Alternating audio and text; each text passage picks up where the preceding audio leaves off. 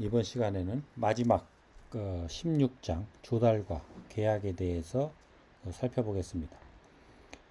조달이란 중앙정부, 지방자치단체, 공공기관 등과 같은 공공서비스 기관이 정부 서비스 제공에 필요한 장비, 물자, 시설 또는 용역을 획득하는 것을 말합니다. 정부 조달의 원칙, 특징, 기능을 중심으로 그 패러다임이 아날로그에서 디지털로 변화하면서 조달 행정의 효율성, 투명성, 공정성이 확대되고 있습니다. 또한 정부는 그 재정 활동을 원활하게 수행하기 위해서 공공재화 및 서비스의 공급 등의 계약을 체결하는 활동을 하는데, 이러한 정부 계약의 종류와 절차, 이의 신청 제도와 같은 개념적 이해를 16장에서 우리가 살펴보도록 하겠습니다.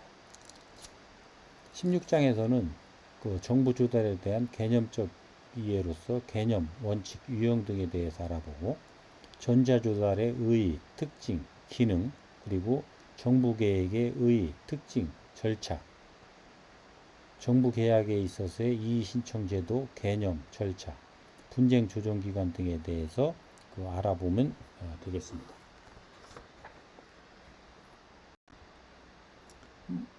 목차는 1절 조달 행정의 의의에서부터 정부 조달의 변화와 방향까지 살펴보도록 하겠습니다. 먼저 조달 행정의 의의와 범위입니다. 조달이라는 것은 중앙정부, 지방자치단체, 공공기관 등과 같은 공공서비스 기관이 정부 서비스 제공에 필요한 장비, 물자, 시설 또는 용역을 획득하는 것을 말합니다. 정부 조달은 정부 및 정부기관이 자체적인 필요에 따라서 사용하기 위해서 상품이나 서비스를 구매하는 것을 말합니다. 정부 물자에 대한 용어로서 조달 물자는 물자인 수요 물자와 비축 물자를 말합니다.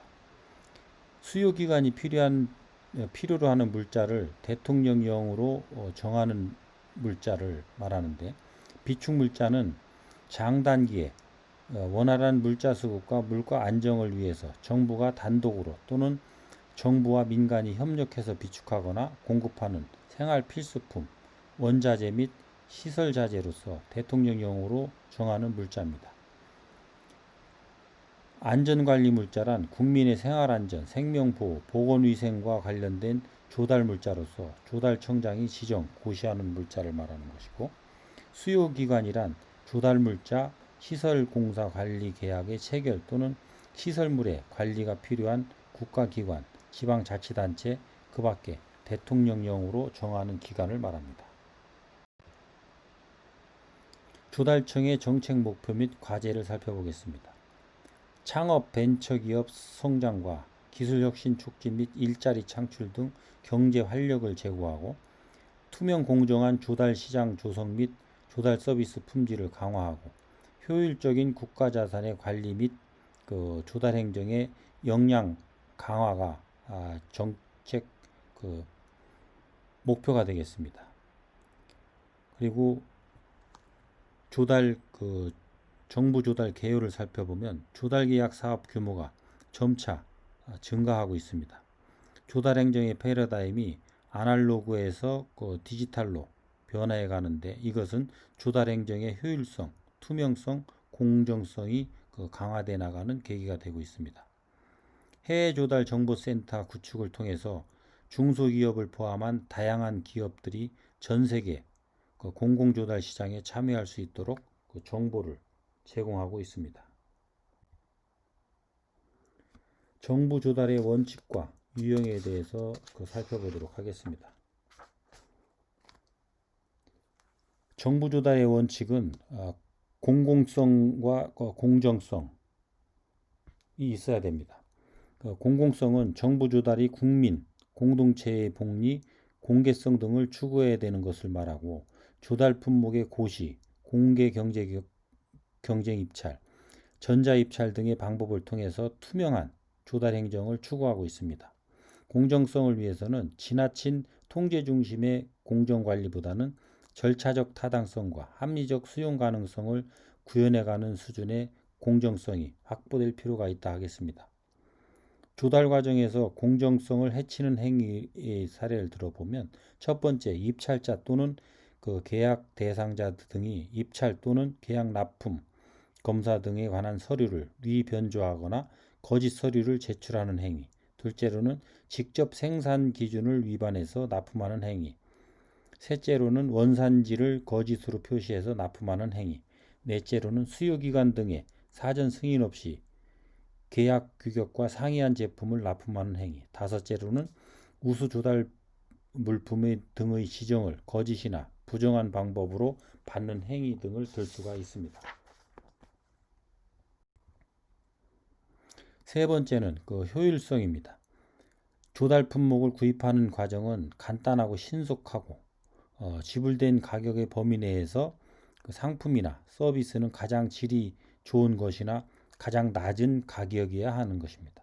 즉 조달과 관련하여 시간과 비용을 최대한 줄이고 수요기간이 요구하는 물품을 적기에 구매해서 공급하며 수요기간이 요구하는 수준의 적절한 그 수준의 품질을 확보하고 조달 인력의 전문성이 제고될 필요성이 있습니다.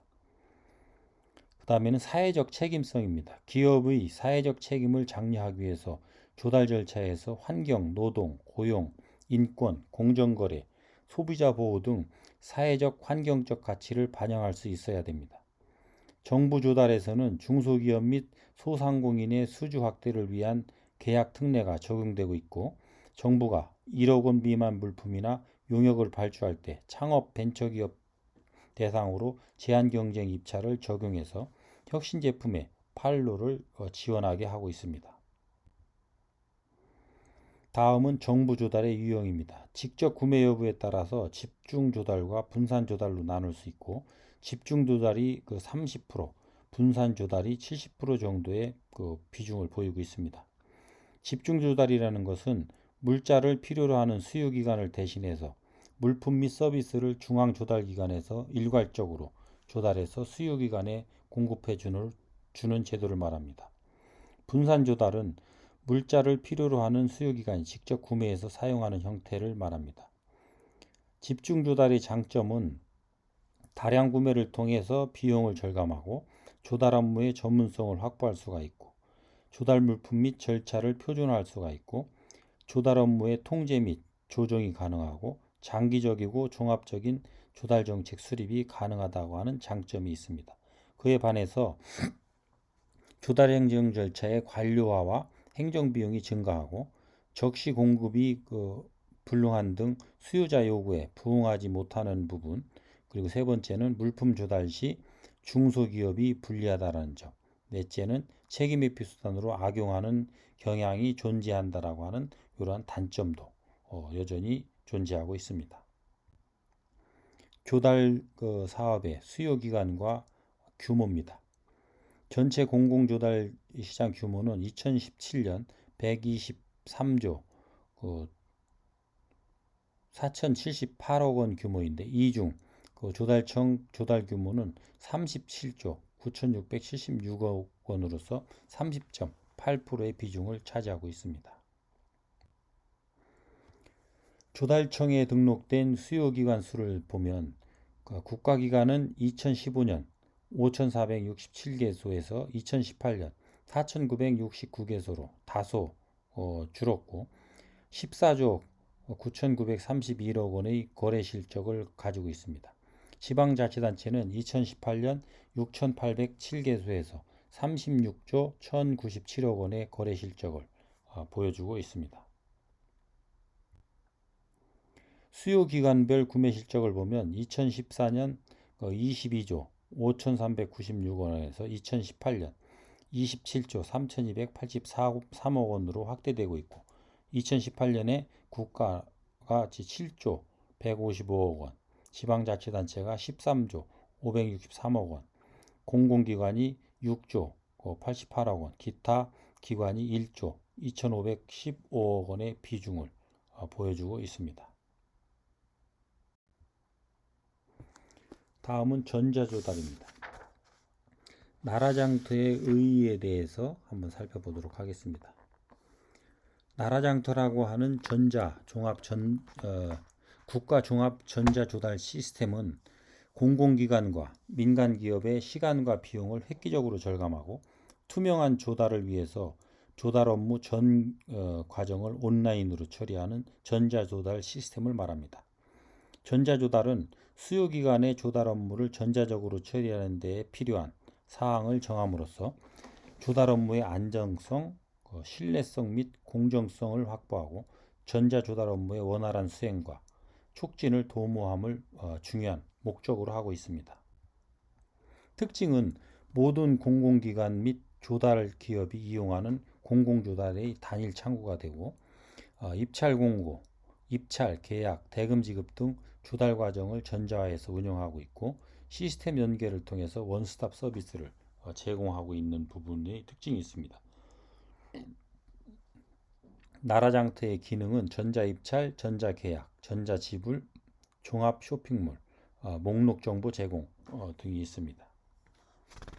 나라장터 운영의 기대 효과로는 거래 비용을 절감하고 투명한 조달 행정을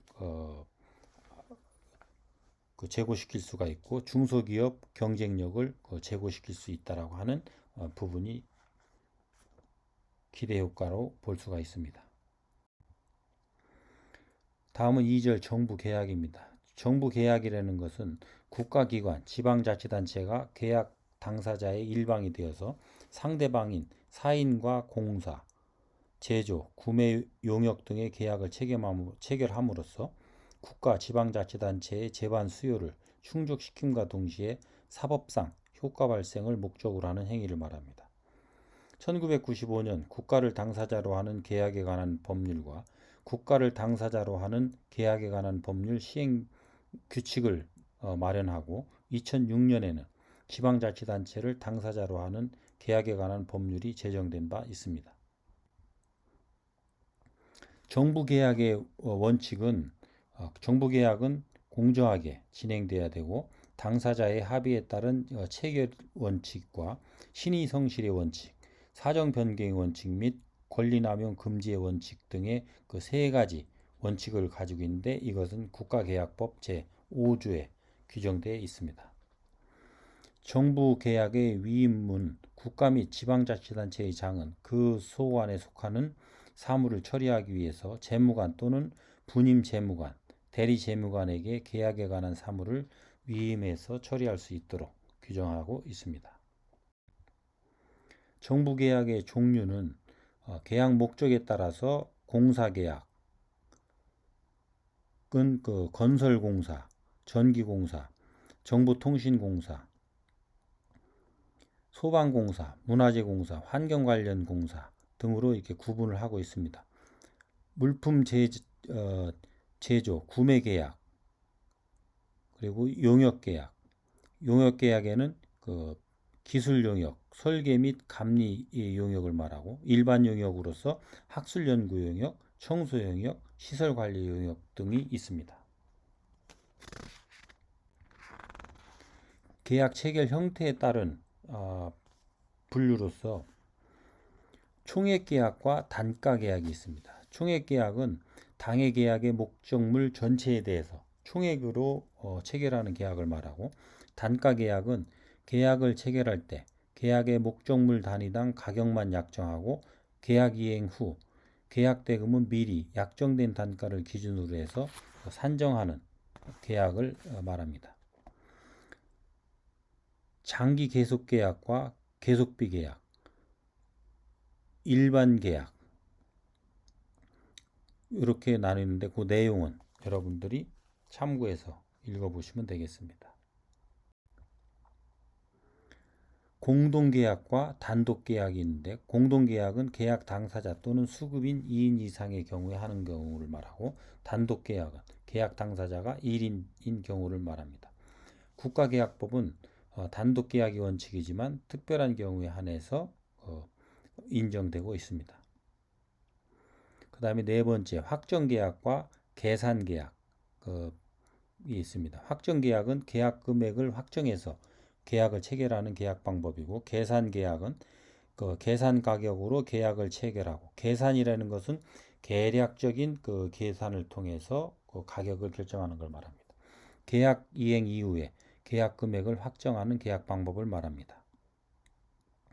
이외에도 조건부 계약인데 각 중앙관서의 장 또는 계약 담당 공무원은 입찰 전에 예정 가격을 구성하는 일부 그 비목별 금액을 결정할 수 없는 경우에 사후 원가 검토 조건으로 계약을 체결할 수 있도록 하고 있습니다. 다섯 번째는 종합계약법입니다. 각 중앙관서의 장 또는 계약 담당 공무원은 같은 장소에서 다른 관서, 지방자치단체 또는 공기업 및 준정부기관이 관련되는 공사 등에 대해서 관련 기관과 공동으로 발주해서 체결하는 계약을 말합니다. 회계연도 개시년 계약이 있는데 각 중앙관서의 장 또는 계약 담당 공무원은 임차계약, 운송계약, 보관계약 등 그 성질상 중단할 수 없는 계약의 경우 회계연도 시작 전에 해당 연도에 확정된 예산의 범위에서 미리 계약을 체결할 수 있습니다. 체결된 계약의 효력은 당해 회계연도 개시일 이후에 발생하게 됩니다. 세 번째, 계약 체결 방법에 의한 분류로서 계약 방법별 구매 사업 실적을 보면 2018년의 경우 경쟁 계약이 75.3%, 수의 계약은 24.7%를 차지하고 있습니다. 수의 계약보다는 경쟁 계약 비중이 그 점차 늘어가고 있는 추세라고 보시면 됩니다. 일반 경제 입찰에 의한 그 계약입니다. 정부 계약은 계약을 체결하려면 일반 경제 입찰에 붙이는 것이 원칙입니다. 계약 이행의 난이도, 이행 실적, 기술 능력, 재무 상태, 사회적 신인도 및 계약 이행의 성실도 등 계약 수행 능력 평가에 필요한 사전 심사 기준, 사전 심사 절차 등 입찰 자격 입찰 참가 자격을 사전 심사하고 적격자만 입찰에 참여하게 됩니다. 경쟁 입찰은 2인 이상의 경우에 유효한 입찰로 성립되고 경쟁은 입찰 방법이나 입찰 방법에 준해서 경매의 방법으로 해야 됩니다. 일반 경쟁 입찰은 입찰 참가 기회를 확대하는 장점이 있는 반면에 부적격 업체의 응찰로 인해서 경쟁 과열이나 부실 공사에 우려가 있다는 단점이 있습니다. 두 번째는 제한 경쟁 입찰에 의한 계약입니다. 시공 능력 공시에 기술 보유 상황 등 일정한 기준에 의해서 제한하여 불성실하고 능력이 없는 자를 입찰에 참가하지 못하도록 하여 공정성, 공개성, 경제성을 유지시키려는 계약 방법을 말합니다.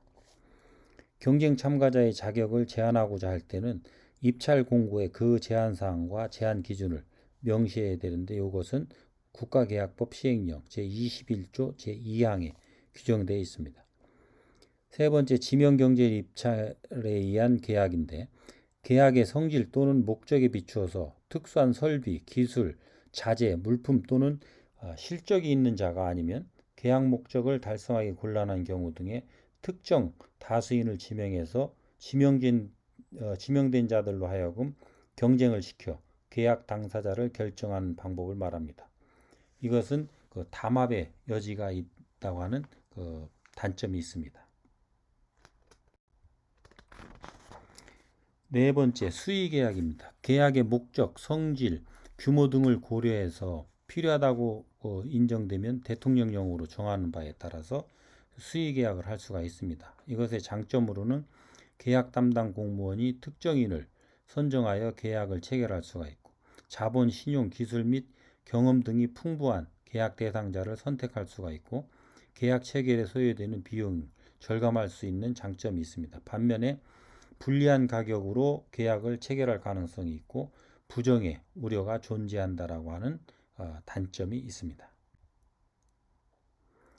정부는 2019년 수의계약 제도 개선을 통해서 지금까지는 수의계약 가능 대상으로 지정되면 준영구적으로 자격이 유지되었지만 앞으로는 지원 필요성과 목적 달성 여부를 주기적으로 심사하는 수의계약 심사제를 도입하였습니다.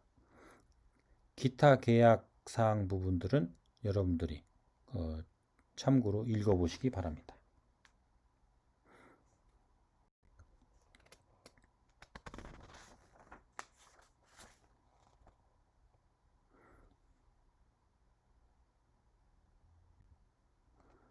정부계약의 절차입니다. 정부계약의 절차는 계약 방법의 결정, 그리고 입찰 공고, 입찰 참가 자격 사전 심사, 현장 설명 및 설계서 열람, 예정 가격 결정, 입찰, 낙찰자의 결정, 계약의 체결, 계약의 이행 및 대가 지급 순으로 이어지는데 각각의 내용들을 쭉 여기에서 기술을 해놨으니까 여러분들이 읽어보시기 바랍니다. 먼저 계약 방법의 결정이 이루어지게 되고 그 다음에 입찰 공고를 하게 되는데 계약 담당 공무원이 계약 방법을 결정한 후 계약 방법에 대한 세부 내용을 입찰 참가자들에게 입찰 전에 미리 알려주는 일종의 통지 행위를 공고라고 합니다. 원칙적으로는 입찰서 제출 마감일 전부터 가산해서 10일 이전에 공고를 해야 되고 구체적인 내용들은 기술된 사항들을 참고하시기 바랍니다. 세 번째, 입찰 자격의 사전 심사입니다. 입찰 참가 자격 적격 심사 제도는 입찰 참가 희망 업체의 공사 수행 능력을 종합적으로 심사 평가해서 일정한 자격이 있는 자에게만 입찰 자격을 부여해서 공사의 성실한 시공을 계획하는 제도로서 구체적인 내용들은 참고를 해서 읽어보시기 바랍니다. 공사의 현장 설명입니다. 계약 담당 공무원은 공사 입찰에 있어서 공사의 성질, 규모 등을 고려해서 실제 공사 현장에서 입찰 참가자의 적정한 시공을 위한 현장 설명을 실시할 수가 있는데 구체적인 내용은 기술한 내용을 참고해서 여러분들이 읽어보시기 바랍니다. 다음에는 입차 참가 신청입니다. 국내 입찰의 경우 전자입찰을 하도록 하고 있고 전자입찰의 경우 전자입찰 시스템에 의해서 납부하나 각서만 진구하고 납부 면제를 처리하기도 합니다. 구체적인 내용은 아래 내용을 참고하시고요. 그 다음에는 낙찰자를 결정하게 됩니다. 낙찰자 결정 방식은 적격심사 낙찰제, 최저가 낙찰제, 종합 낙찰제, 2단계 경쟁 입찰 협상에 의한 계약을 통해 낙찰자를 결정하는 방식 등이 있습니다. 구체적인 내용들은 시트를 참고하시기 바랍니다. 이어서 계약을 체결하게 되는데 낙찰을 통지를 받은 후 10일 이내에 계약을 체결하게 됩니다. 낙찰자가 정당한 이유 없이 계약을 체결하지 않으면 입찰 보증금은 국고에 귀속하고 부당업체로서 제재 조치가 이루어지게 됩니다. 나머지 내용은 여러분들이 읽어보시기 바랍니다. 계약 보증금의 전부 또는 일부를 면제할 수 있는 경우가 있게 되는데 이런 경우도 여러분들이 읽어보시면 되겠습니다. 여덟 번째로는 계약의 이행 및 대가의 지급입니다. 계약 담당 공무원은 계약의 적정한 이행을 확보하기 위해서 계약서 및 설계서 등에 따라서 감독하게 됩니다. 이를 위한 검사는 계약 이행을 완료한 사실을 통지받은 날로부터 14일 이내에 완료하게 됩니다. 구체적인 내용은 아래 내용을 참고해서 여러분들이 읽어보시기 바랍니다.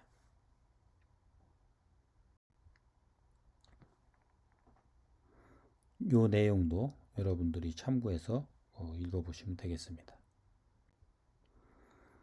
그리고 네 번째는 이의신청 제도가 있습니다. 이의신청은 정부 조달계약 과정에서 해당 중앙관서의 장 또는 계약 담당 공무원의 국제 입찰에 따른 정부 조달계약의 범위와 관련된 사항, 입찰 참가 자격과 관련된 사항, 입찰 공고 등과 관련된 사항, 낙찰자 결정과 관련된 사항, 대통령령에서 정한 사항에 해당되는 행위로 불이익을 받은 자는 그 행위를 취소하거나 시정하기 위해 이의 신청을 할 수가 있게 되어 있습니다.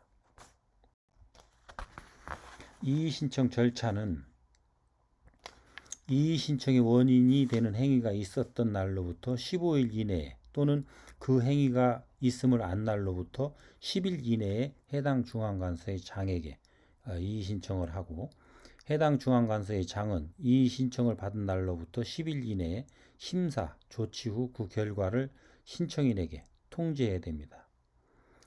재심 신청입니다. 이의 신청 결과에 불복하는 자는 통지를 받은 날로부터 15일 이내에 국가계약법 제29조에 따른 국가계약 분쟁조정위원회의 조정을 위한 재심을 청구할 수가 있습니다.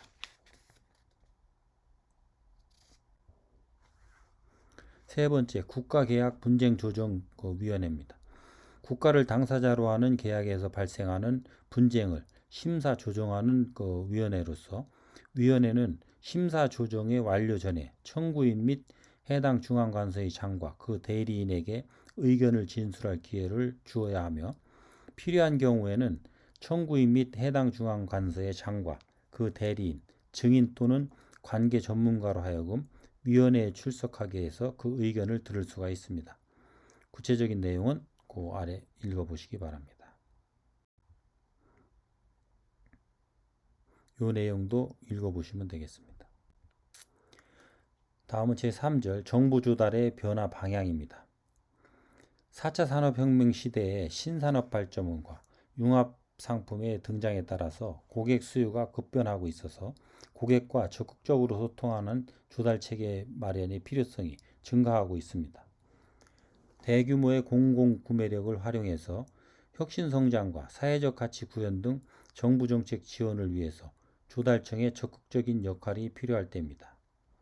즉, 고객의 요구에 선제적으로 대응하고 가격과 품질 등 조달 핵심 기능과 정책 지원 기능을 조화롭게 추진하기 위한 노력이 요구되고 있다고 볼 수가 있습니다. 조달청의 고객 중심 조달 행정 발전 방안 내용을 정리를 했으니까 이건 여러분들이 참고로 읽어보시기 바랍니다.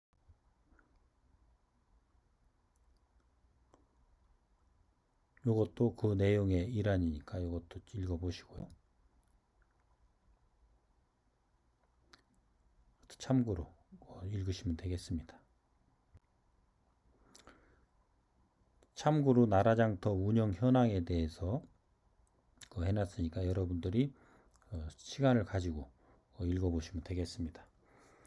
이상으로 오늘 그 수업을 마치고